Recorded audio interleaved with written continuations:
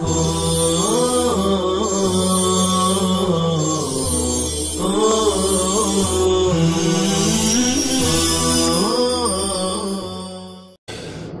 الله الرحمن الرحيم. وعن المقدام قال قال رسول الله صلى الله عليه وسلم أنا أولى بكل مؤمن من نفسه فمن ترك دينا أو ضيعة فإلينا ومن ترك مالا فلورثته وأنا مولى من لا مولى له أرث ماله وأفك عانه والخال وارث من لا وارث له يرث ماله ويفك عانه وفي رواية وأنا وارث من لا وارث له أعقل عنه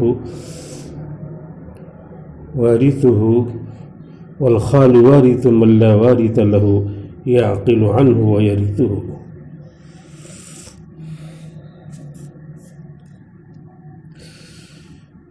مشکات شریف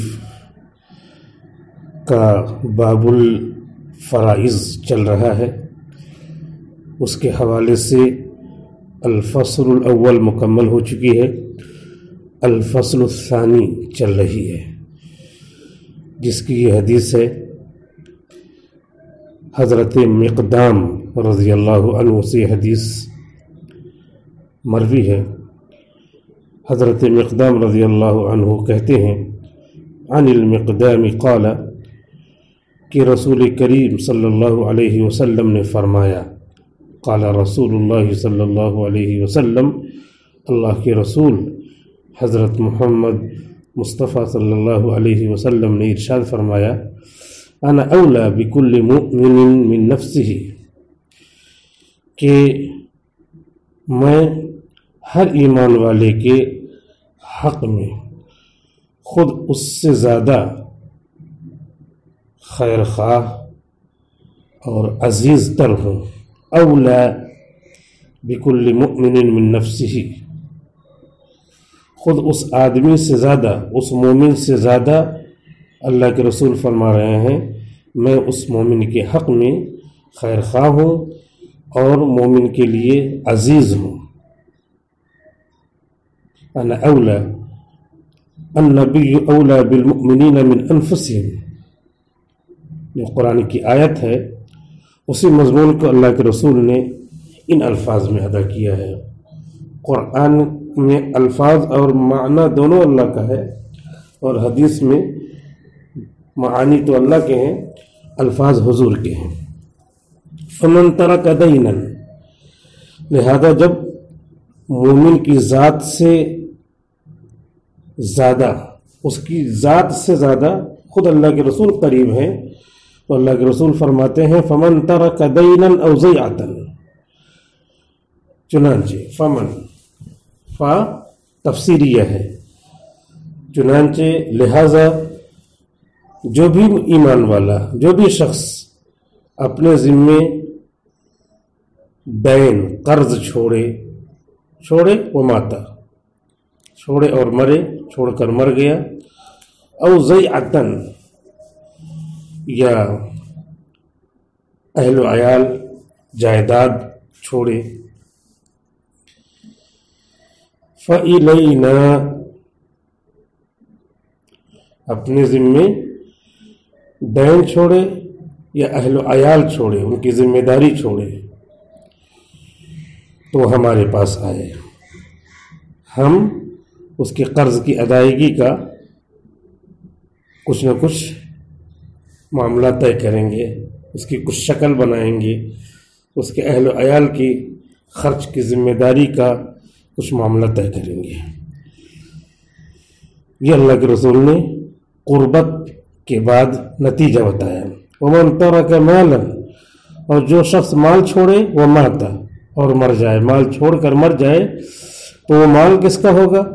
وہ بھی لے کے آئے نہیں، فَلِوَرَثَتِهِ، وہ مال تو اس کے وارثوں کا ہے. وَأَنَا مَوْلَى مَنْ لَا مَوْلَى لَهُ، اور میں اس شخص کا منتظم کام بنانے والا ذمہ دار ہوں. لا مولا لہو، من لا مولا لہو، جس کا کوئی کام بنانے والا نہیں ہے. ارث ما لہو، ارث ما لہو، اب اس کی تفصیل بیان آ رہا ہے، مبین کا بیان آ رہا ہے، تو بیچ میں اس لیے کوئی حرف ربط نہیں ہے. چنانچہ میں اس کے مال کا وارث ہوں گا اور اس کے قیدی کو نجات دلاؤں گا. ارث ما لہو افک عانہ، افک واحد متکلم کا صیغہ، عانہ اس کے قیدی کو میں چھٹکارا دلاؤں گا. مطلب یہ ہوا کہ اس کی حیات میں اس پر جو پیسہ خو بہا وغیرہ لازم ہوا تھا اور وہ پیسہ ادا کرنے سے پہلے ہی دنیا سے چلا گیا، تو اس کی وجہ سے چونکہ اس کی ذات، اس کا نفس آنے والی دنیا میں، عالم برزخ میں ایک محبوس کی طرح مصائب میں مبتلا رہتا ہے. اس لیے میں اس کا خون بہا اپنے پاس سے دے کر کے اسے اس عذاب سے، مصیبت سے نجات دلاتا ہوں. والخال وارث من لا وارث له، خال کے معنی ماموں، اور ماموں اس شخص کا وارث ہے جس کا کوئی وارث نہیں ہے. ماموں والخال، اس میں پتہ چل گیا کہ ذی رحم بھی، ذوی الارحام بھی میراث پاتے ہیں. والخال وارث من لا وارث له، ماموں اس کا وارث ہوگا جس کا کوئی وارث نہیں ہے. پہلے نمبر کے وارث اصحاب الفروض ہیں، اور دوسرے نمبر کے وارث عصبات ہیں، اور تیسرے نمبر کے وارث ذوی الارحام ہیں. یہ حدیث شریف جو ابو داود میں موجود ہے، اس کا یہ جز ذوی الارحام کے وارث ہونے کو بتلاتا ہے، جس کو امام ابو حنیفہ رحمۃ اللہ علیہ نے دلیل کے طور پہ پیش کیا ہے. والخال وارث من لا وارث له یرث مالہ ویفک عانہ، وہ اس دنیا سے جو چلا گیا ہے اس کے مال کا وارث ہوتا ہے اور اس کے قیدی کو چھڑاتا ہے. وفی روایت وانا وارث من لا وارث له، اور ایک دوسری روایت میں ہے کہ میں اس شخص کا وارث ہوتا ہوں جس کا کوئی وارث نہیں. اور یہی مطلب ہے اس کا کہ اس کا خوب بہا ادا کرتا ہوں اور اس کا وارث ہو جاتا ہوں، اور اس کا وارث ہو جاتا ہوں. اعقل عنہ، اس کی طرف سے میں خوب بہا ادا کرتا ہوں. اس کا مطلب یہ ہے کہ اس کا چھوڑا ہوا مال اپنی نگرانی میں بیت المال میں لے جا کر جمع کرا دیتا ہوں. اور جس شخص کا کوئی وارث نہیں ہوتا، والخال وارث من لا وارث له يعقل عنه ويرثه، اور ماموں اس شخص کا وارث بنتا ہے جس کا کوئی وارث نہیں، وہ اس کی طرف سے خوب بہا ادا کرتا ہے اور اس کا وارث ہوتا ہے. رواہ ابو داود، امام ابو داود نے اس حدیث کو نقل کیا ہے. اس حدیث شریف سے پتہ چلا کہ میراث پانے والے جہاں اصحاب الفرائض ہوتے ہیں، عصبات ہوتے ہیں، وہیں میراث پانے والے ذوی الارحام بھی ہیں. اس کے بعد اگلی حدیث ہے وعن واثلة ابن الاسقع قال قال رسول اللہ صلی اللہ علیہ وسلم، حضرت واثلہ ابن اسقع رضی اللہ عنہ سے منقول ہے، کہتے ہیں کہ رسول اللہ صلی اللہ علیہ وسلم نے فرمایا،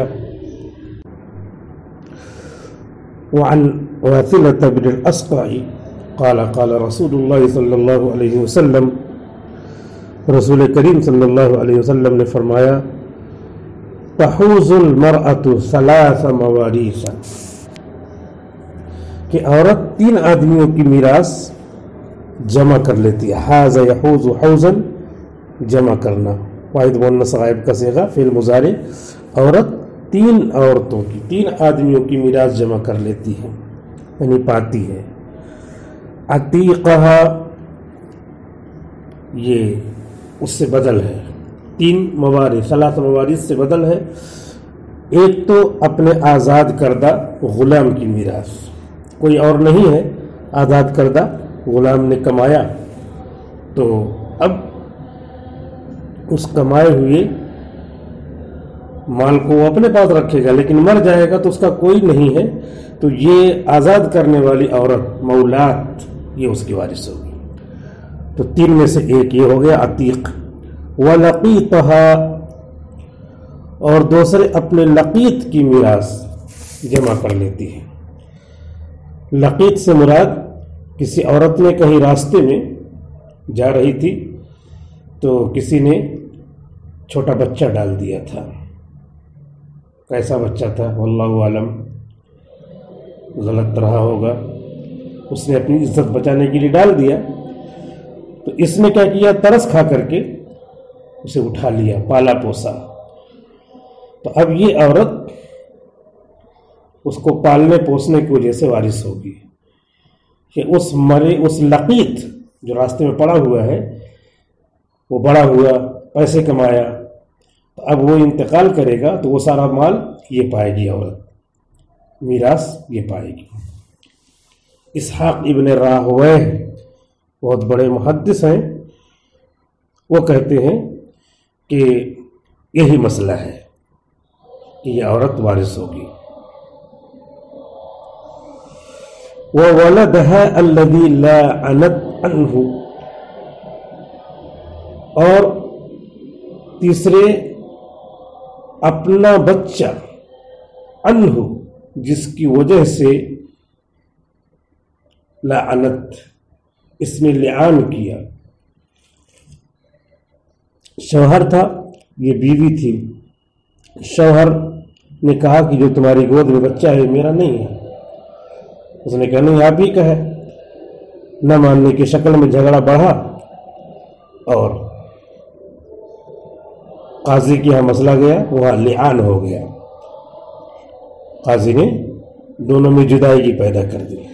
اب یہ جدائی جب پیدا ہو گئی تو یہ بچہ شوہر کا نہیں ہوگا، نسب اس سے نہیں ثابت ہوگا.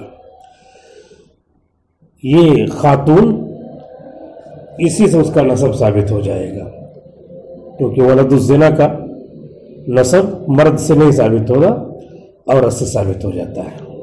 تو اب اس سے نسب ثابت ہو گیا. اب یہ لڑکا بڑا ہوا، کمایا، اور اس کا کوئی ہے نہیں، تو جب مرے گا تو جتنا مال ہے چھوڑے گا.